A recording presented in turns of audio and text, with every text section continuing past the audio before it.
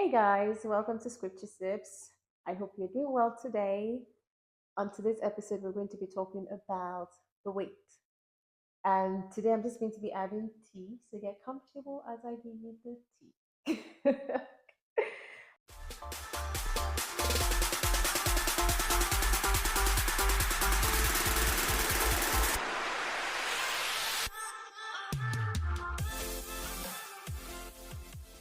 All right. So today actually we're just going to be looking at Exodus 14 from 11 to 12. So I know last week I was talking about my study on Exodus 14 from 10 to 12. We kind of just talked about verse 10, which talks about, talking to God about everything and anything.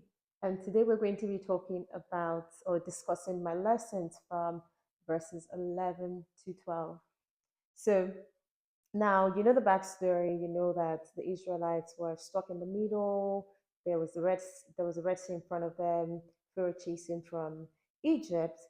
But I in verse 10, they cried out to God. They were afraid, which is natural, and they cried out to God. Perfect, perfect thing they're supposed to do, or amazing stuff that he did right there. But when you go to verse 11, then they turned to Moses and started saying that, is there no grave in Egypt? Why have you taken us out here to die?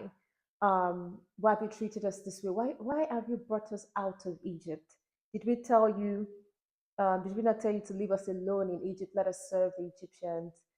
And I'm just amazed because these were the people that literally cried out to God, prayed to God in Egypt, and God sent them Moses. They saw all the mighty things that God did for them in Egypt to bring them out, and they started to complain pretty much.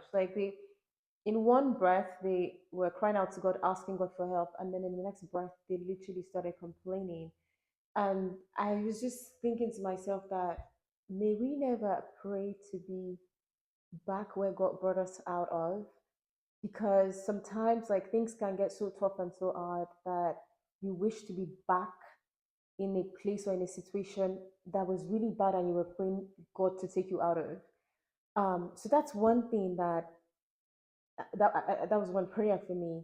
And then the second thing that I really learned from this verse is that how we wait, or when we wait for, when we're in a difficult situation, and after we've cried out to God and it seems like nothing is happening immediately, the posture of the heart while we wait for that answer is very, very important. You can't in one breath like, or I can in one breath like ask God for help and then in the next start to complain and wish I were back in Egypt.